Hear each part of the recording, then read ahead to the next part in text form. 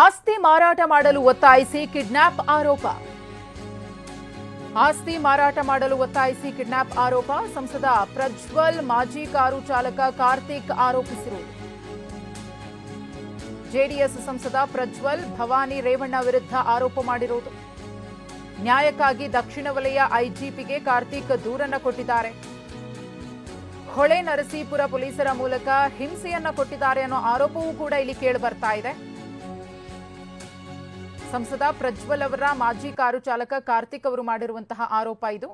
ಆಸ್ತಿ ಮಾರಾಟ ಮಾಡಲು ಒತ್ತಾಯಿಸಿ ಕಿಡ್ನಾಪ್ ವಿಚಾರಕ್ಕೆ ಸಂಬಂಧಪಟ್ಟಂತೆ ಇದೀಗ ಗಂಭೀರವಾದ ಆರೋಪ ಕೇಳಿಬಂದಿದೆ. ಜೆಡಿಎಸ್ನ ಸಂಸದರಾಗಿರುವಂತಹ ಪ್ರಜ್ವಲ್ ರೇವಣ್ಣ ಮತ್ತು ಭವಾನಿ ರೇವಣ್ಣ ಅವರ ವಿರುದ್ಧ ನ್ಯಾಯಕ್ಕಾಗಿ ದಕ್ಷಿಣ ವಲಯ ಐಜಿಪಿಗೆ ಕಾರ್ತಿಕ್ ದೂರನ್ನ ಸಹ ಕೊಟ್ಟಿದ್ದಾರೆ. ನಮಗೆ ನ್ಯಾಯ ಕೊಡಿಸಬೇಕು ಅಂತ ಹೇಳಿ ಅವರು ಆಗ್ರಹ ಪಡಿಸಿದ್ದಾರೆ. ಒಂದಷ್ಟು ವಿಚಾರಗಳನ್ನು ಕೂಡ ಅವರು ಹೇಳ್ಕೊಂಡಿರೋದು. ಹೊಳೆ ನರಸೀಪುರ ಪೊಲೀಸರ ಮೂಲಕ ಹಿಂಸೆಯನ್ನ ನೀಡಿದ್ದಾರೆ ನನಗೆ ಅನ್ನೋ ಆರೋಪವನ್ನ ಕೂಡ ಇಲ್ಲಿ ಕಾರ್ತಿಕ್ ಮಾಡಿದ್ದಾರೆ. ಈ ಕುರಿತು ಮತ್ತಷ್ಟು ಮಾಹಿತಿಯನ್ನ ಕೊಡ್ತಾರೆ ನಮ್ಮ ಪ್ರತಿನಿಧಿ ಮಂಜುನಾಥ್. ಸಂಸದ ಪ್ರಜ್ವಲ್ ರೇವಣ್ಣ ಮತ್ತು ಭವಾನಿ ರೇವಣ್ಣ ಅವರ ವಿರುದ್ಧ ಕಾರ್ತಿಕ್ ಗಂಭೀರ ಆರೋಪವನ್ನು ಮಾಡಿದ್ದಾರೆ. ಏನಿದು ಪ್ರಕರಣ ಅಂತ ಸದ್ಯದ ಮಾಹಿತಿ ಏನ್ ಲಭ್ಯವಾಗ್ತಿದೆ? ಏನು 2023 ಮಾರ್ಚ್ 12ನೇ ತಾರೀಕು ನಡೆದಿದೆ ಅಂತ ಹೇಳಲಾಗ್ತಿರ್ತಕ್ಕಂಥ ಈಗ ಒಂದು ಪ್ರಕರಣ ಈಗ ದೊಡ್ಡ ಸಂಚಲನವನ್ನು ಮೂಡಿಸಿದೆ.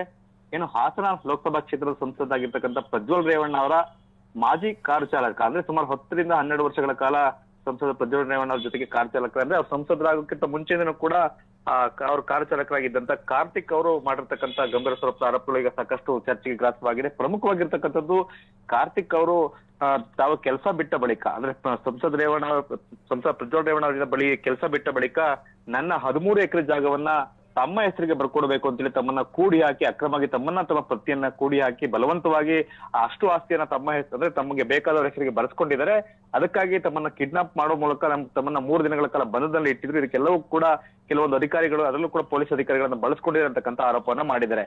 ಈ ಪ್ರಕರಣಕ್ಕೆ ಸಂಬಂಧಪಟ್ಟ ಹಾಗೆ ಏನು ಏಪ್ರಿಲ್ 3ನೇ ತಾರೀಕು ದಕ್ಷಿಣ ವಲಯ ಐಜಿಪಿ ಅವರಿಗೆ ಕಾರ್ತಿಕ್ ಅವರು ದೂರನ್ನ ಕೊಟ್ಟಿದ್ದಾರೆ. ಆ ದೂರಿನಲ್ಲಿ ಸಾಕಷ್ಟು ಆರೋಪಗಳನ್ನ ಮಾಡಿದರೆ, ತಾವು ತಮಗಿದಂತ 3.5 ಎಕರೆ ಜಮೀನಲ್ಲಿ ದುಡಿದು ನಾವು ಒಟ್ಟು 13 ಎಕರೆ ಜಮೀನನ್ನ ಖರೀದಿ ಮಾಡಿದ್ವಿ. ಅದು ಹೊಳೆನರಸೀಪುರ ತಾಲೂಕಿನ ಕಲ್ಲುಬ್ಯಾಡ್ರಳ್ಳಿ ಅಂತಕ್ಕಂಥ ಗ್ರಾಮದಲ್ಲಿ ಸೋಮೇಶಿ ಅಂತಕ್ಕಂಥವರಿಂದ 10 ಎಕರೆ, ತಾಯಂ ಅಂತಕ್ಕಂಥವರಿಂದ 3 ಎಕರೆ ಅಷ್ಟು ಜಮೀನನ್ನ ಖರೀದಿ ಮಾಡಿದ್ವಿ. ಒಟ್ಟು 13 ಎಕರೆ ಜಮೀನು ನನ್ನ ಹೆಸರಲ್ಲಿ ಇತ್ತು.